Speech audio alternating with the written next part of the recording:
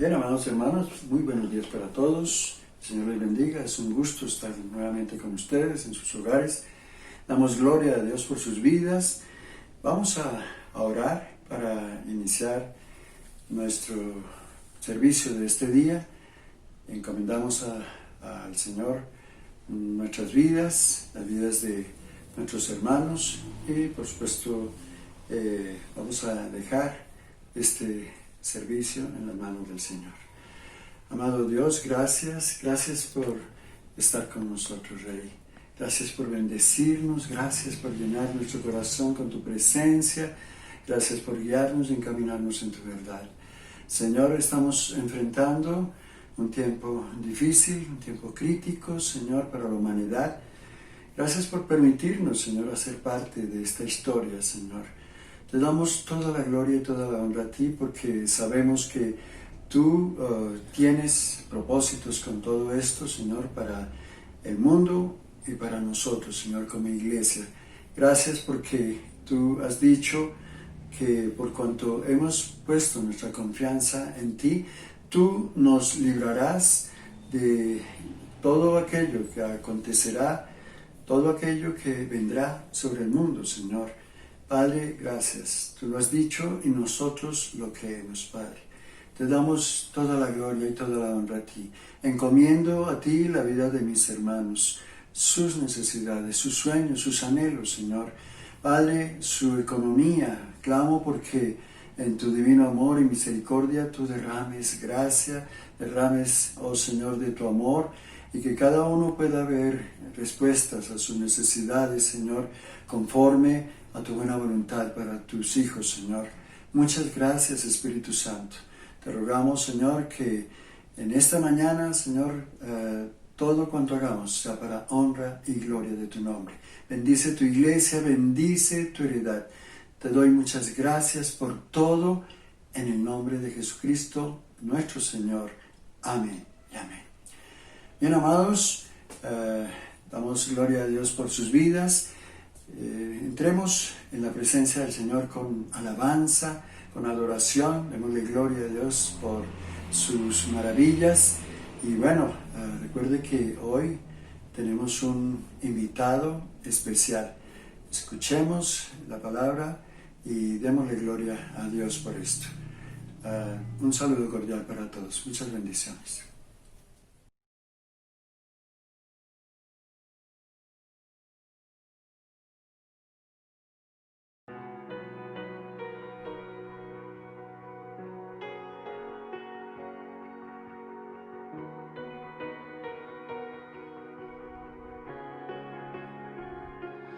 Anhelo conocerte más, vivir en santidad, en intimidad. Contigo siempre quiero estar, tu gloria contemplar por la eternidad. Lo único que quiero es adorarte, lo único que quiero es adorarte. Vengo a tus pies para entregar mi corazón. Lo único que quiero es agradarte, lo único que quiero es agradarte. Por siempre cantaré de tu amor.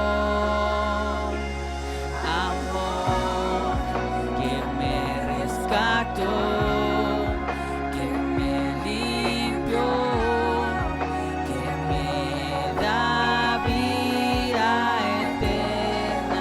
Tu sangre abrió el camino, nunca se cerrará.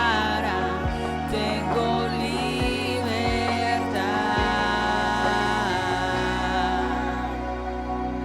Anhelo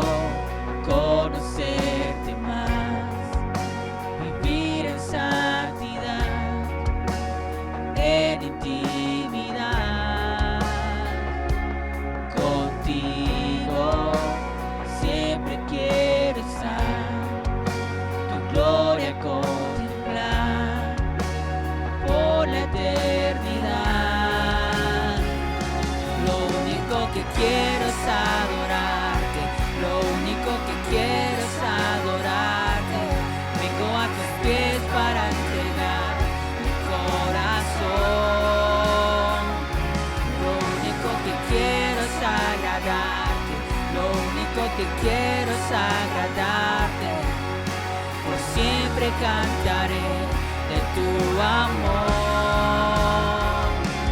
amor que me rescató, que me limpió, que me da vida eterna. Tu sangre abrió el camino, nunca se cerrará. Tengo libertad.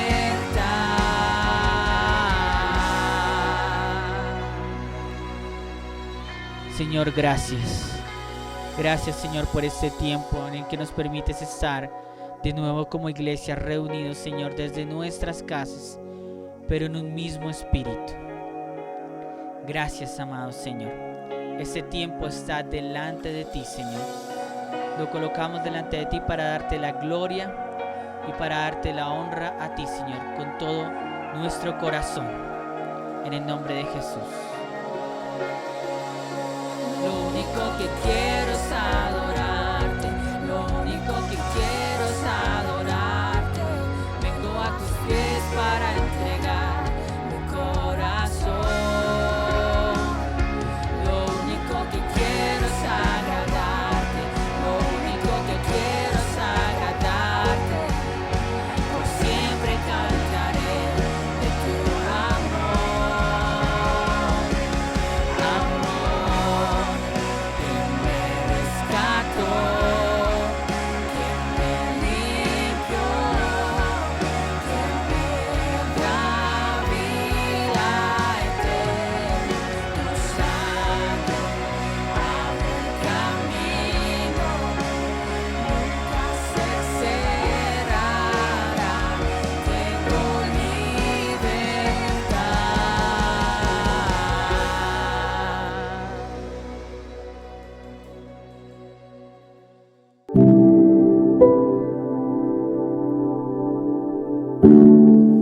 Muchas gracias por permitirme una vez más entrar a sus hogares, hermanos y amigos, y poder compartir con ustedes la palabra de Dios. En este día vamos a responder la pregunta: ¿qué significa ser cristiano? ¿Qué significa ser cristiano? En el transcurso de la reflexión de este día vamos a ver a tres personajes, a tres historias que nos cuentan la Biblia para responder a esta pregunta. A manera de introducción me gustaría decir que si hacemos esta pregunta, ¿qué significa ser cristiano en la calle?, vamos a encontrar muchas respuestas. Algunos dirán: ser cristiano es vivir en esta parte del mundo, lo que llamamos el mundo occidental cristiano. Otros dirán: ser cristiano es asistir a la iglesia. Otros dirán: quizás haber nacido en una familia cristiana y ya nacemos ahí como cristianos dentro de la familia cristiana. O de repente tener una Biblia abierta en la casa, como hay en muchos hogares, en el Salmo 91. Algunos otros dirán: es haber sido bautizado, o quizás haberte hecho la primera comunión ya me convierte en cristiano. Otros dirán: es llevar un crucifijo en el pecho, aunque ya no es muy común esto como era antes, hace algunos años atrás. Quizás otros dirán: no haber hecho mal a nadie, ser un buen esposo, un buen padre, un buen ciudadano, eso me hace un cristiano. Pero realmente, ¿esto significa ser cristiano? Hay varios mitos referentes a esta pregunta y hoy vamos a reflexionar, como dije, en tres personajes que nos van a ayudar a responder esta pregunta: ¿qué es ser cristiano o qué no es ser cristiano? La primera parte de esta reflexión: ser cristiano no es vivir una vida moralmente buena. Muchos dicen: es una buena persona, es un buen cristiano, pero a la luz de la Biblia no es la verdad realmente. En el libro de Juan, capítulo 3, en los primeros 16 versículos, nos cuenta la historia de un hombre llamado Nicodemo. Veamos algunas características de este hombre llamado Nicodemo. En primer lugar, él era un fariseo, dice la Biblia. Había un hombre de los fariseos que se llamaba Nicodemo. Fariseo significaba que era apartado para una tarea especial. En todo el pueblo de Israel habían 6,000 fariseos. Eso significa que eran escogidos, eran pocos realmente los que pertenecían a ellos. Y se habían comprometido realmente a cumplir al pie de la letra la ley de Dios. Ellos no fallaban, al contrario, eran extremadamente cuidadosos. Era el grupo religioso más sobresaliente de su época y sin duda ellos eran buenos padres, buenos esposos, buenos ciudadanos. Pero también la Biblia dice algo más, dice que era un principal entre los judíos. ¿Qué significaba que era un principal? Era parte del Sanedrín. El Sanedrín es la corte suprema de los judíos. Este Sanedrín estaba compuesto por 70 personas, de las más calificadas. Y realmente Nicodemo era uno de ellos. No solamente los fariseos, era parte del Sanedrín. Pero la Biblia dice algo más sobre eso. Dice que era un maestro de Israel. Era una persona influyente que enseñaba la ley de Dios. Pertenecía a una familia aristocrática realmente y era una persona ejemplar.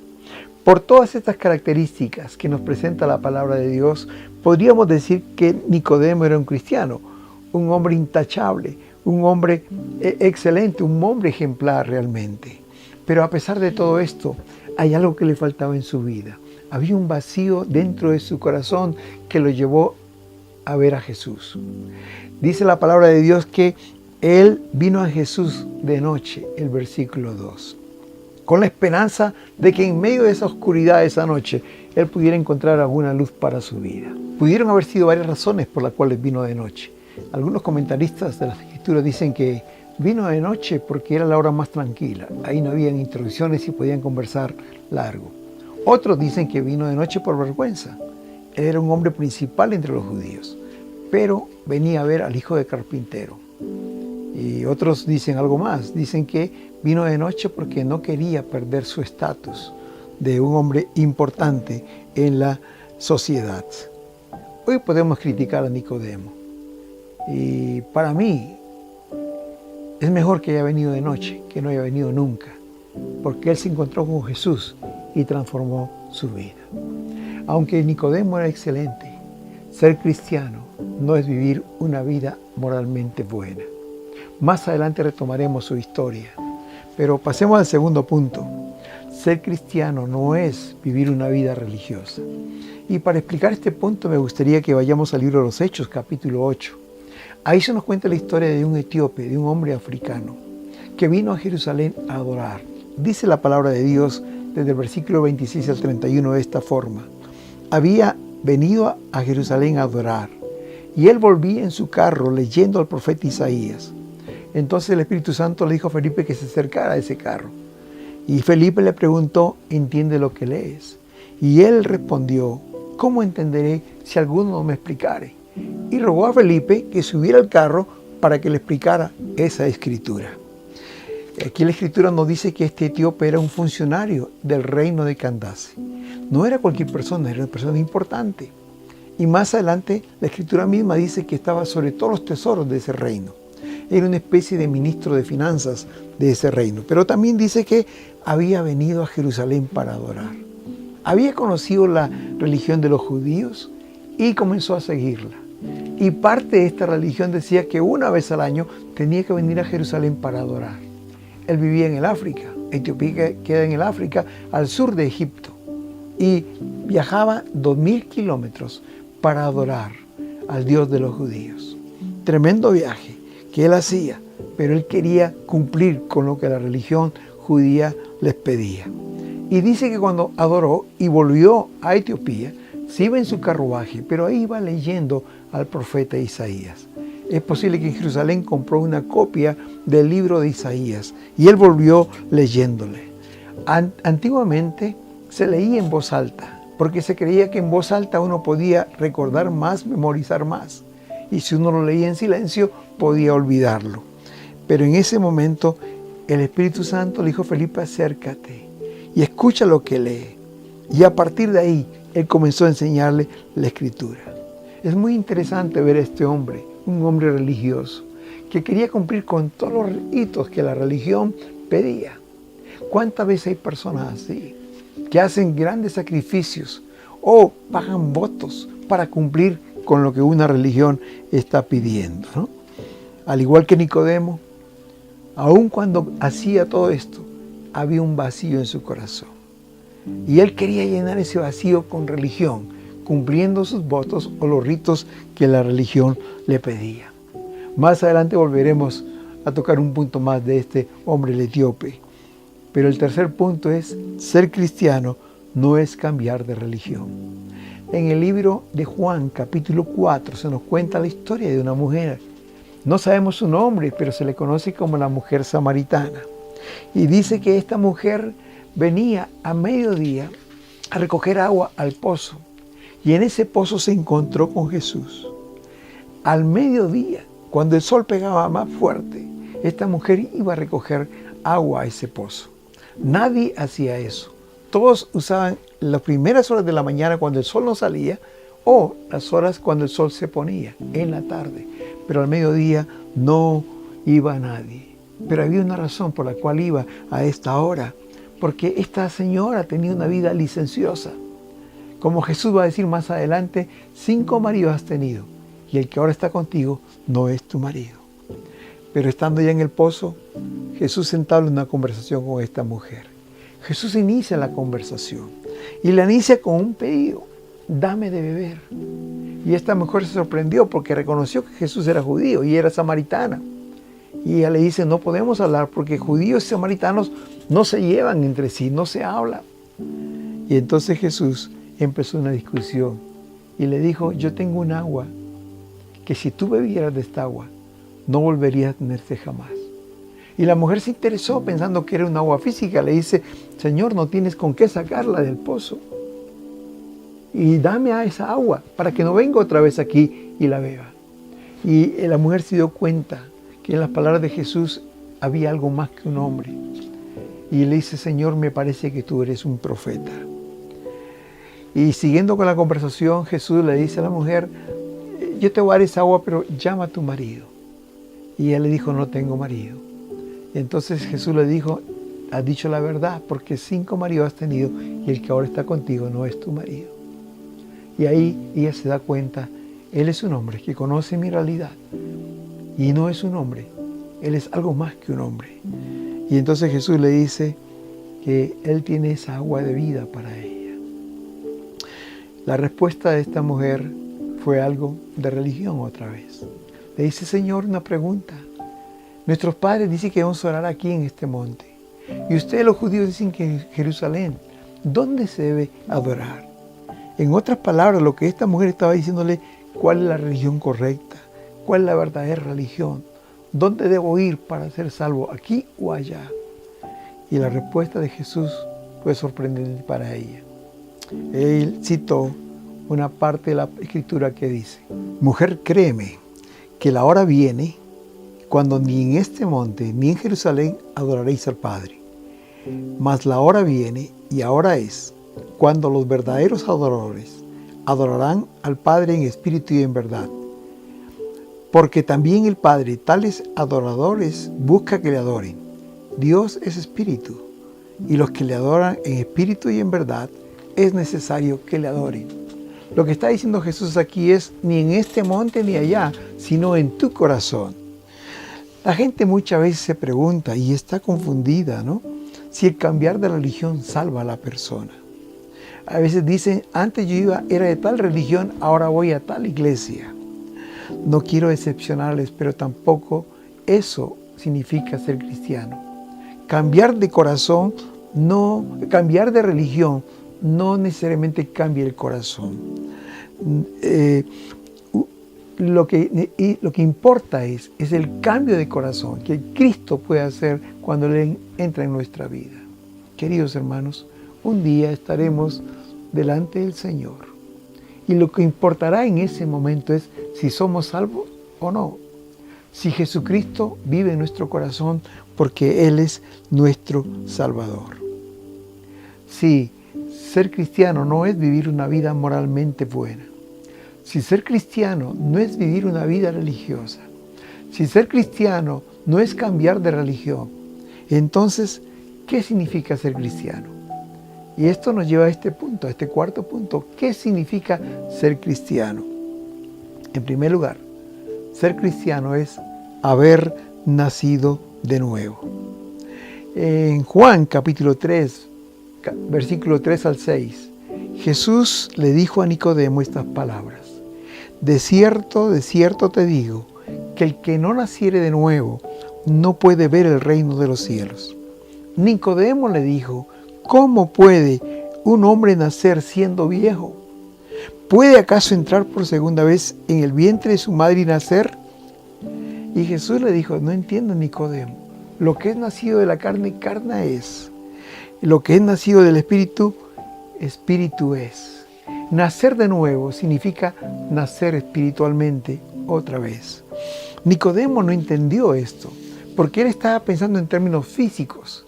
El nacimiento de un bebé, entrar en el vientre y nacer otra vez. El Señor le estaba diciendo, nacer de nuevo es experimentar un cambio radical. Como si naciera de nuevo, las cosas viejas quedaron atrás y empieza una nueva vida con el Señor. Nacer de nuevo significa ser perdonado por el Señor y empezar otra vez. En 2 Corintios capítulo 5, versículo 17, la palabra de Dios dice, si alguno está en Cristo, nueva criatura es. Las cosas viejas pasaron y todas son hechas nuevas. Nicodemo nació de nuevo. Para él fueron todas cosas nuevas. Cuando Jesús fue crucificado y él murió, todos los discípulos le negaron. Dice la Biblia que Judas le traicionó, Pedro le negó y todos le abandonaron. Pero en ese momento hubieron dos personajes, Nicodemo y José de Arimatea. Dice la Escritura que ellos eran discípulos secretos del Señor. Pero en ese momento cobraron valor y fueron donde Pilato y le pidieron el cuerpo de Jesús para ponerlo en una tumba. Tomaron el cuerpo, le echaron especies aromáticas, lo envolvieron en unas sábanas y lo pusieron en la tumba. Ahí Nicodemo pudo expresar y testificar, yo soy de Cristo, yo creo en el Señor. Y su vida cambió completamente. Ser cristiano es nacer de nuevo, pero también ser cristiano es creer en Jesucristo. Jesús le había dicho a Nicodemo en el versículo 14 y 15 del capítulo 3 de Juan, así como Moisés levantó la serpiente en el desierto, así es necesario que el Hijo del Hombre sea levantado, para que todo aquel que en él crea no se pierda, mas tenga vida eterna. La historia nos cuenta en el Antiguo Testamento que cuando Moisés iba con el pueblo de Israel por el desierto, el pueblo pecó y Dios mandó un castigo con serpientes venenosas, que cuando picaban a una persona, ésta moría. Moisés vino y le pidió perdón a Dios y el pueblo se arrepintió y pidió perdón y Dios les perdonó. Pero no eliminó las serpientes, sino que le dijo a Moisés, Moisés, hazte una serpiente de bronce, ponla en la parte más alta del campamento. Y cuando alguien es picado, lo que tiene que hacer es mirar a aquella montaña, mirar a aquel serpiente de bronce y automáticamente quedará sano. Y así pasó. Y la gente dejó de morir. Este es un simbolismo de lo que pasó con Cristo. Porque dice, así como esa serpiente fue levantada en el desierto, así era necesario que el Hijo del Hombre, Jesucristo, sea levantado para que todo aquel que en él crea no se pierda, mas tenga vida eterna. Significa poner nuestra fe en Jesucristo para que no muramos. La historia del etíope nos dice esto. Felipe comenzó a enseñar la palabra al etíope. Y cuando llegaron a un momento, pasaron por agua. El etíope le preguntó a Felipe, aquí hay agua, ¿qué impide que yo sea bautizado? Y Felipe le respondió, si crees con todo tu corazón en Jesucristo, bien puedes. Y el etíope le respondió y le dijo, creo que Jesucristo es el Hijo de Dios. Y mandó parar el carro. Descendieron ambos al agua, Felipe y el etíope, y le bautizó. Y dice la Escritura así. Y entonces el etíope siguió gozoso su camino. Él creía en Jesús. Él había encontrado a Jesús. Vino a cumplir con un rito y encontró a Jesús. Y se dice, la historia eclesiástica lo dice, que este fue el primer cristiano en Etíope. Y se levantó ahí una iglesia preciosa por el testimonio de él. Ser cristiano es nacer de nuevo. Ser cristiano es creer en Jesús como nuestro Salvador. Ser cristiano es pasar de muerte a vida. Pablo le escribía a los Efesios en capítulo 2, versículo 1. Dice, y Él os dio vida cuando estabais muertos en vuestros delitos y pecados. ¿Por qué? Porque la Escritura dice que la paga del pecado es muerte. Y cuando pecamos, morimos espiritualmente. Pero la dádiva de Dios es vida eterna en Cristo Jesús, Señor nuestro. Jesús nos dio vida cuando estábamos muertos en nuestros delitos y pecados.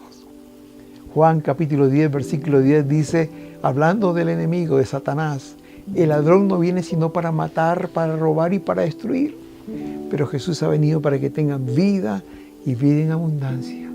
El enemigo nos da muerte. Jesús nos ofrece vida y vida abundante.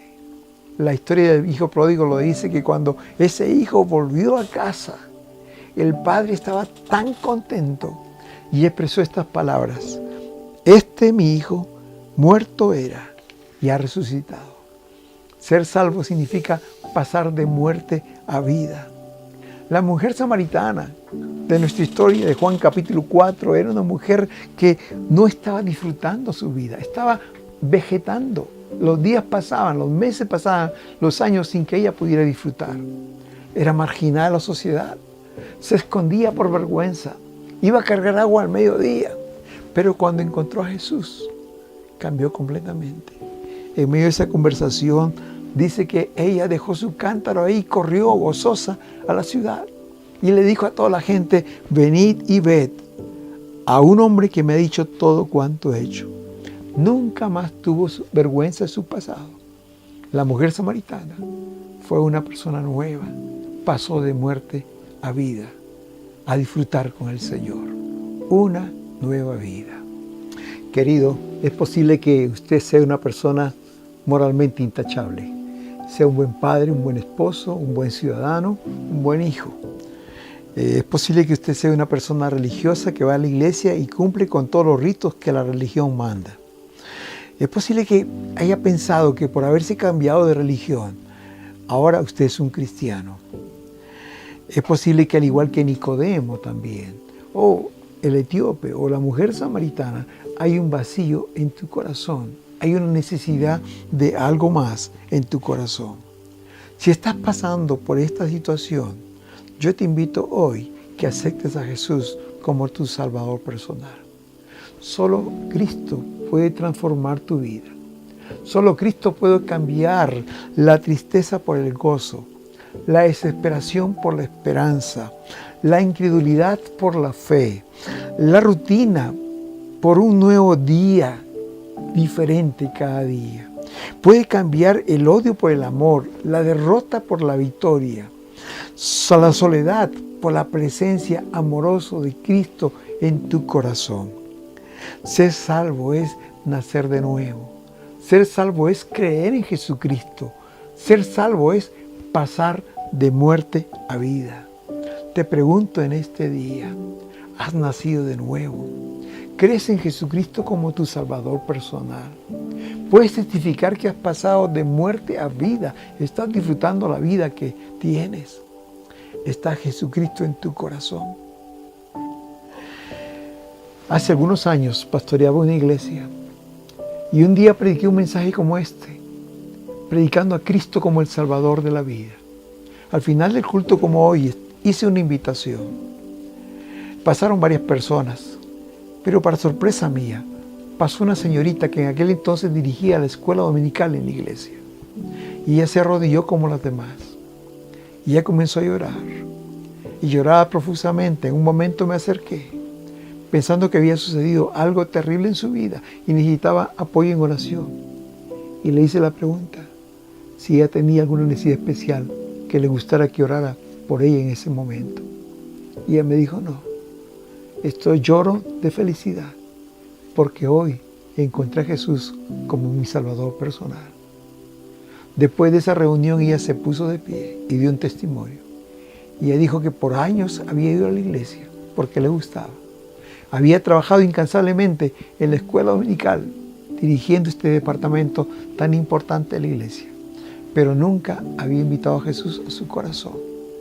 Y ese día dijo, hoy lloro de alegría porque ahora sí sé que Jesús vive en mi corazón.